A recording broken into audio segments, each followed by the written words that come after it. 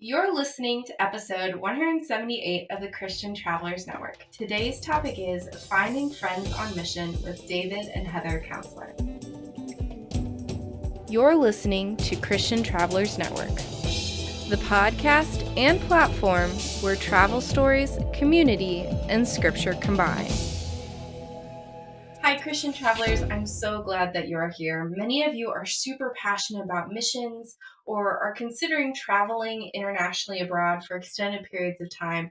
But the idea of leaving family and friends can be so intimidating. So we have David and Heather here to talk a little bit about their story and how they're preparing for that stage of their life. But before we dive into that, I want to once again point you to our website, christiantravelers.net. There you'll find other faith and travel resources and our online platform that helps you connect with other Christians around the world so you can have a community of like-minded people no matter where you are. But without further ado, David and Heather have been fulfilling the Great Commission as a large part of their story. David went to college for world missions, and Heather served at IMB. The two have felt the Lord calling them to full-time missions in Ireland. The two have completed 2 years of missionary training, sold all of their possessions, moved in with family, and are prepared for the big move. Hey, David and Heather, how are you guys doing?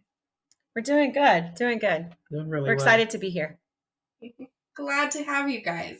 Can you tell us a little bit more about yourself and what got you inspired to go to Ireland?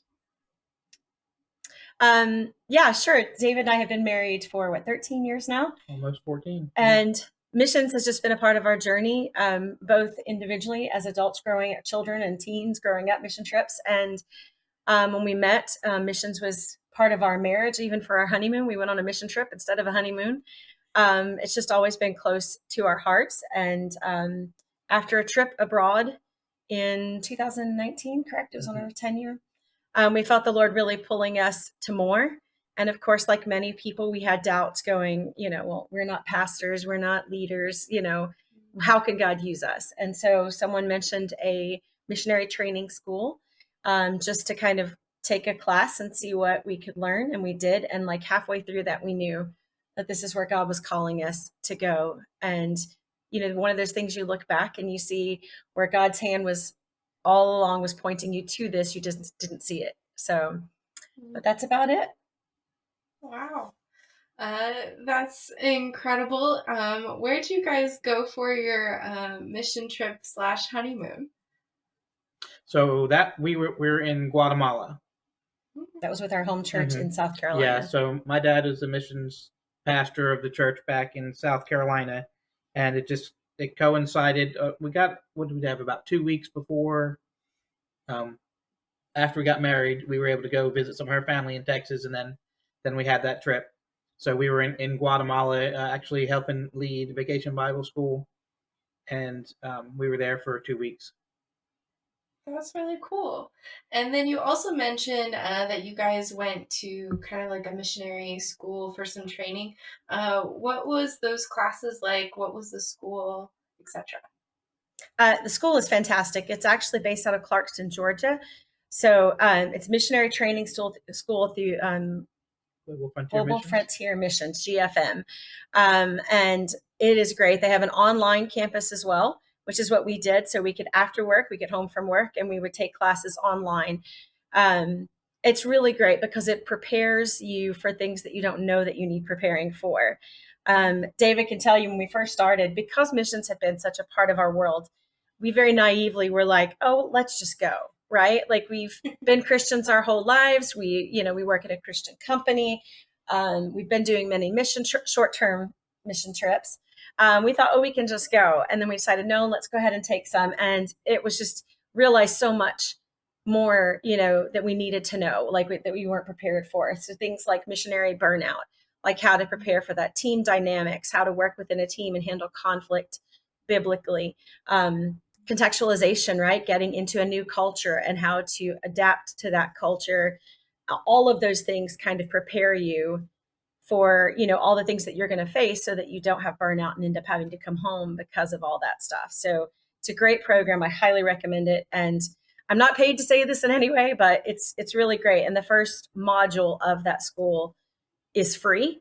So if anyone is curious and questioning, hey, what is God calling me to? They can take that first module and they can learn and see what God is maybe leading them to missionally. That's awesome. And that's good to know. You mentioned contextualization, just kind of like different cultures and things. I imagine that moving to Ireland, there are some different cultural differences.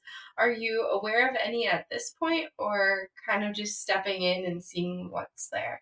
Some we're aware of. I think, again, naively, we thought, oh, they're English speaking, it's Western Europe, they're not going to be that much different. And there was a lot more than we realized. We recently were there on a 1-month vision trip where we spent a month traveling around Ireland and even got to see the cultural differences just from within Ireland, similar to the States, of course, North versus South.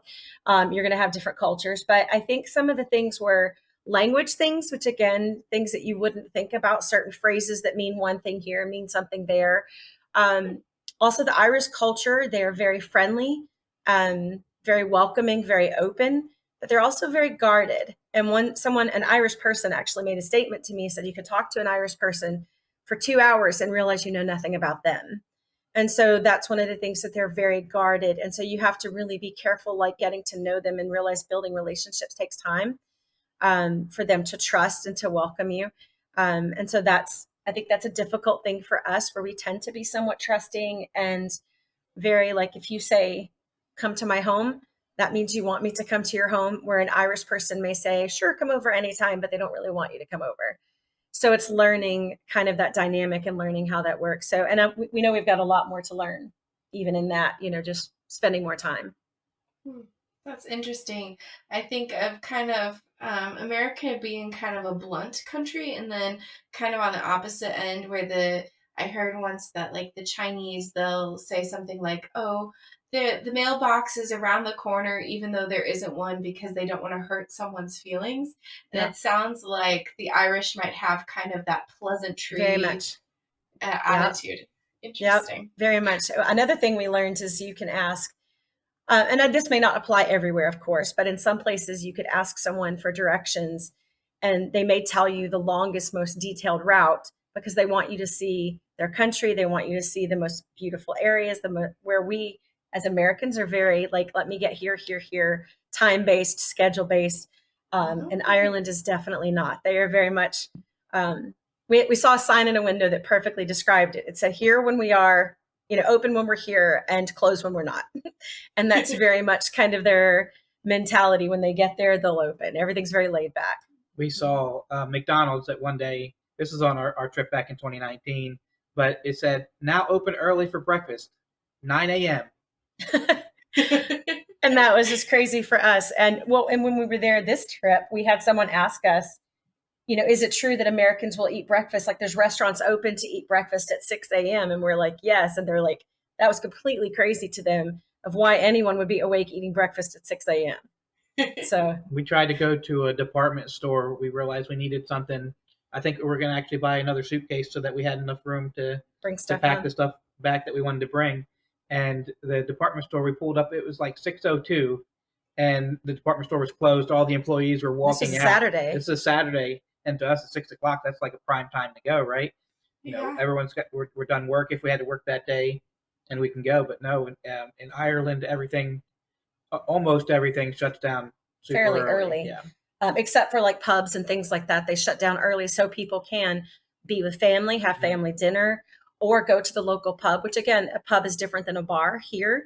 A pub, there you'll see children, families, everybody kind of. It's a social community gathering spot. And so everything kind of closes early for that. So that's an adjustment for us as well. Interesting. Speaking of family and friends and socialization, I imagine that creating connections is a large part of your responsibility in missions, but also just having friends and a community to kind of lean on there. What is your plan going into a new country for that? Well, I think we've realized community, it's so very important. We need that. I think COVID taught us that, right? When we were all sent home, and we realized how much we need community. We need people. We're created for that, especially as believers. I think for us, it's been really pivotal to find the core relationships we have here. These are your girlfriends, these are your best friends that you go to for things. And we want to strengthen those relationships so that they can ground us when we're overseas and we are in culture shock and we are missing home. And those relationships are the ones that will go to the people who will pray for us, the people who will encourage us. But also making sure to do the same over there, to start building relationships there and to start forming roots in the new culture, in the new country. And some of that we've done through, recent trips. I have one friend that I actually met through Instagram, and that led to us staying at her house 2 different times now and building relationship with her and her family. And so this recent trip, even that we went and met, how many was it? 20 new couples, 13 new couples, who are also involved in ministry. And again, those relationships. So even now, once a week, I try to reach out to them and how are you? How can I pray for you?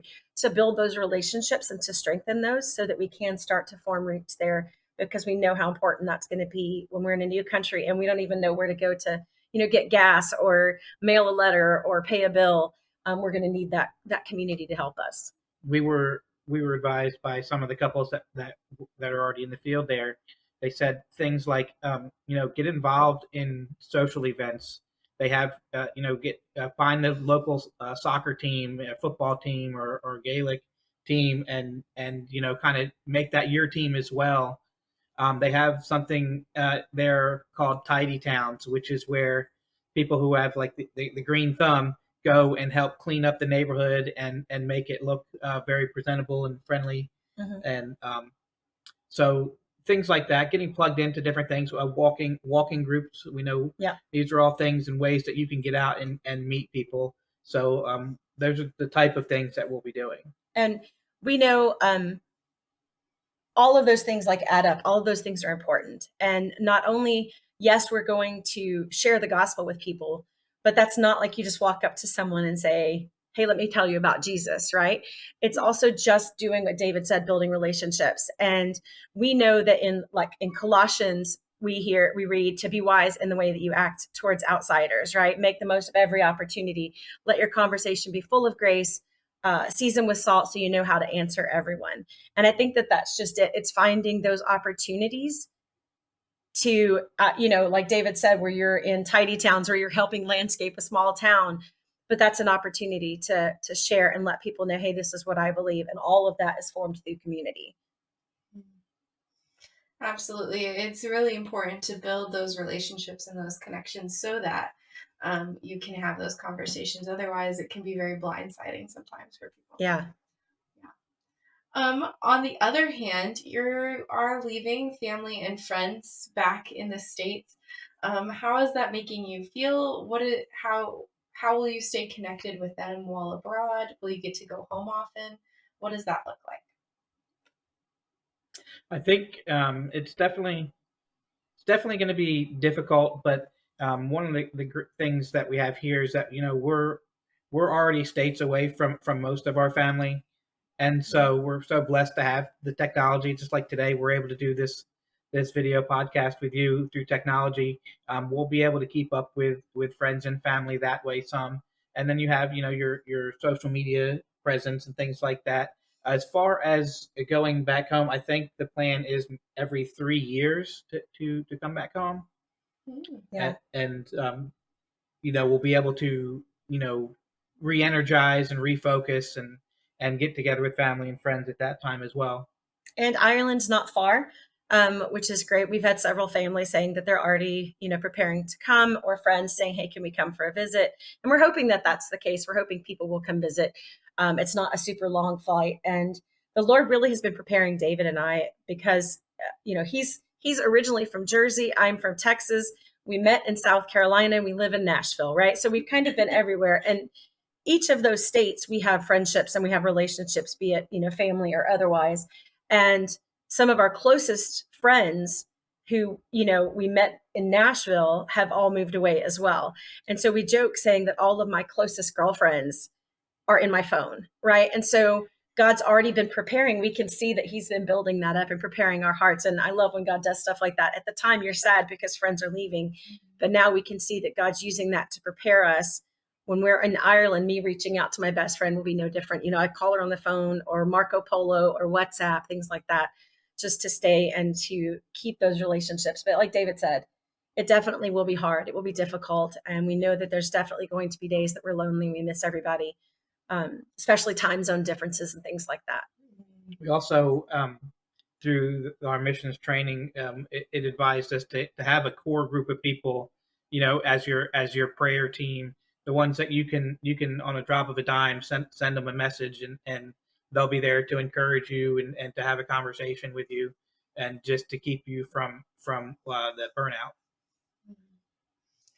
That's all good advice, and definitely very encouraging how technology can help address some of that long distance. You mentioned that you guys are going to return home every 3 years.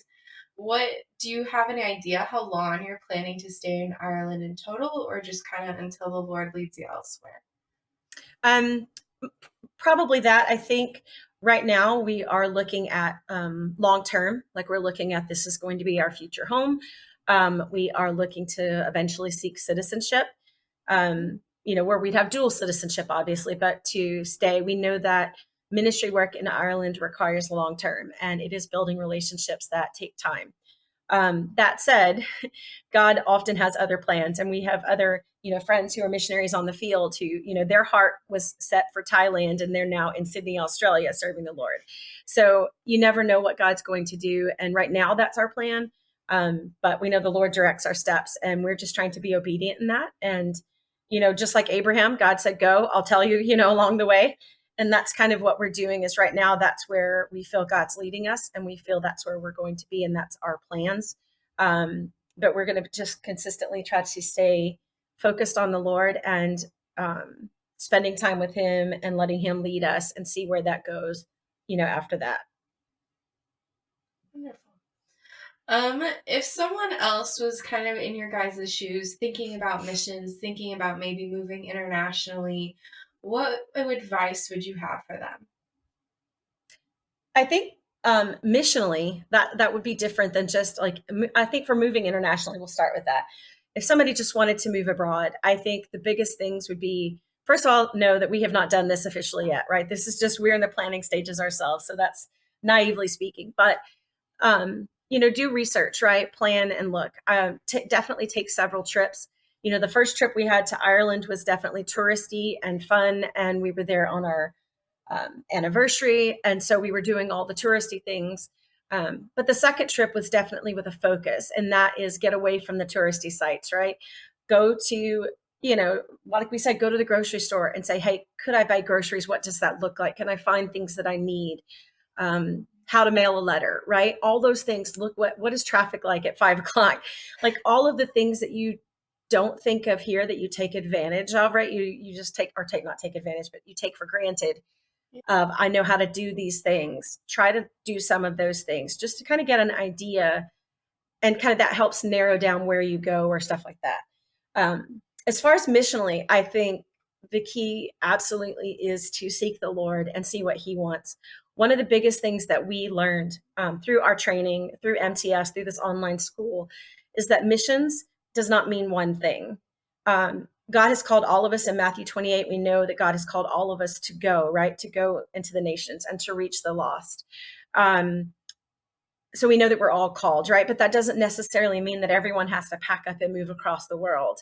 Missions can be living in your neighborhood and making sure that you know your neighbors then, and that you're sharing Christ with them, and that you are, helping meet needs and inviting them over for dinner and building relationships. Missions can mean that you support missions in your local church, that you support people like us, that you support missionaries who are going, and you're like, hey, I can't go, but I want to reach the lost, so let me give some of my money to support these people. Missions also can be praying for missionaries. Pick a country and there's tons online that you can find organizations and see where missionaries are located and pray for the missionaries that are serving in certain areas. Missions looks like many different things. It's volunteering at missions organizations. So part of our training in that school that we went through, part of what they did was to help you to look at all of those things and to seek the Lord and pray. And, we've had students come through who said, hey, I really feel like God's calling me to pray for missionaries and to be a sender. And some people are called to be a goer, right? And to do different things. And I think that'd be the first step I would recommend, is to really seek and see, okay, God, are you calling me to go? Or are you calling me to live missionally where I am? In this day and age, we know that God has brought the nations to us. In Nashville alone, I think the last I heard was there was 32 different nationalities in Nashville alone. And so God's brought them to us, right? And we can do that. But, then if God has called you to go, okay, then where does that mean? What does that look like? If it is to stay, how can I live missionally where I am? I think would be the best. Anything else you have on that? No, I think it is important, and on the mission side, I would say, if you know for sure that God is calling you to go, then start taking actions to actually going. Part of our story is like you said early in introducing us, missions has been a part of our lives since we were teenagers, but it's taken us a number of years to actually answer the call. We are not teenagers now. Not anymore. Maybe at heart sometimes, but that's about it. Just listen to the Holy Spirit and let him guide you. David, that brings up another question. Some people are really struggling just to hear from the Lord, or they feel distant from him. And while he's there for us, it can just be hard sometimes to discern his voice. What advice do you have for someone who's just really struggling to understand where he's leading? So the biggest thing that I would say is to pray and to get into the Word. Like for you to recognize the voice of God, you have to know what He would say, things like that. So Scripture says, "My sheep hear my voice, know them, and they follow me." So I would say, getting into the Scripture, we've seen multiple times, myself included, as part of this. I've said time and time again is that I wish I was reading my Bible more. Yeah. And then time and time again, life, I start doing good for a little while, and then I let the busyness of life and other priorities take place. But I mean, it's a choice. You have to be intentional and just continue digging into the Scriptures, focusing on that. Journaling, something as simple as when you have a thought while you're praying, write it down and then continue praying on that thought. Absolutely. Those are some really good words of advice and encouragement.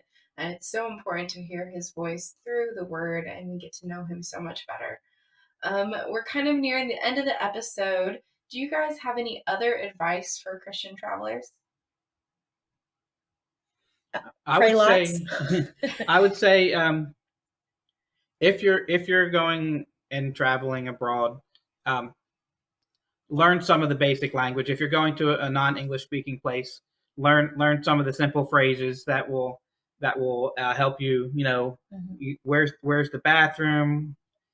Learn simple phrases like that, and being able to introduce yourself. I think that goes a long way in getting people to open up to you as well. Yeah, absolutely. And I think even separate from our calling to missions, right, as believers and as Christians, yes, absolutely travel the world, see the world, but always be willing to share your faith, always be willing to, like I said, make the most of every opportunity. So, if you're just going to Rome to eat pizza, find ways that you can live missionally even in that, right? So that people will know that you're a believer by your actions and how you treat people, how you respond to people. I think it's difficult as Americans sometimes to get outside of our American brain and think that everything has to work in other countries the way it works in America, right? Like us thinking, we're very schedule oriented and if things open at 9, they need to open at 9, right?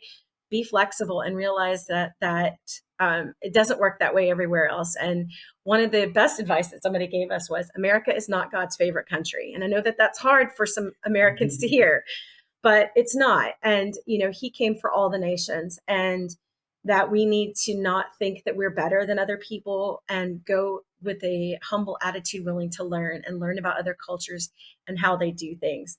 And I highly recommend getting off the tourist route. Like when you go places and you explore, don't just go to, the biggest places that you find online on Google, right? Find where locals eat, find where locals shop and things like that. Explore those places. That has been the best parts of our journey, where you really get to meet real people and hear their stories and what they love about their country. And you're not surrounded by Americans, right? That's the whole point, is to experience culture from a different perspective. Absolutely. I really appreciate that advice and encouragement.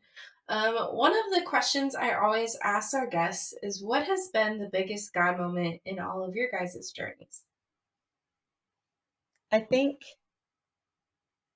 we've had two. One of our journeys actually overseas was the catalyst for us to go to missions, where we were with a local person who is not a believer, and we passed an abbey with monks, a functioning abbey, or monastery. I'm not the correct term there, but the person said, well, what do you think that they do in there all day? And, my statement was, well, I don't know. That's not my faith, but I'm sure that they pray, read the Bible, just kind of commune in life together. And that person laughed and said, well, why would someone do that? Don't they know that religion is dead? Nobody believes that anymore. And that, for me, coming from the Bible Belt, that was extremely powerful. I could tell you that in my direct circle of 20 people that I could list where I live, they're all believers. They all know the Lord. And it's very difficult to find someone who doesn't where we live. And I think that was just powerful for me to realize how much there's a need for the gospel. And that was life-changing for us. It was in an area where there's churches everywhere, but no idea who Christ is or how to have a relationship with him. And that was huge for David and I, to realize that. What about you? I think on one of our trips, we got to go to Slovenia. Heather has a pen pal that she's had since she was 16, and we decided to go out there and actually have them meet each other face to face. And all throughout that trip was great. And they kept saying that our type of faith was not present in this town or in this area. And on the day before we left, we were just standing outside of the car at a grocery store while our host was grocery shopping, and someone hollered out to us, and heard our accent. They said, "Is that a Texas accent?" Because Heather's from Texas, and so he recognized her accent, and so he came over, and it turns out that they were they were a Christian team down there doing English as a second language training as a means to share the gospel down there. And that was another one of the times where God was just kind of tapping us on the shoulder, saying, you can do this. Yeah. That's awesome. Thank you guys so much for sharing. How can our listeners connect with you outside of today's episode? Well, we have lots of them. We have Facebook, of course, we set up, and there it's Counselors on Mission under the people, that people can follow us there. And we have a private group where we share updates. We also have Instagram, which I think is the Counselors Mission. One of our biggest things is prayer. We need people to be praying for us and praying for our journey and for wisdom and discernment on next steps. Our second biggest need is we need financial support. As we expressed earlier, we need money to get there and to live in Ireland. And we are raising all of our support on our own. And so we also have that. And all of those links can be found through our Instagram and through our Facebook, where people can, if they wanted to sign up, whether that's monthly or a one-time gift, they can do that through that as well. I think you're going to share all that somewhere, the links down below, so people can follow there. Yes, we'll make sure to include the links in the description. Thank you guys so much for coming on the podcast today. It's been an encouragement to speak with you. Thanks so much for having us. We're honored to be here. Thank you. Well, Christian travelers, I hope that you will check out some of those links and connect with the counselors and offer your prayers, encouragement, and maybe even financial support to them as they go and serve the Lord in Ireland. And if you're looking for related episodes, I encourage you to check out episode 59, Missions and Marriage with Rachel Ampon. and episode 28, Mike Snyder and short-term missions. Both of those can be a great encouragement as well. If you like today's episode, please hit the subscribe button and share this episode with a friend. And until next time, safe travels and God bless.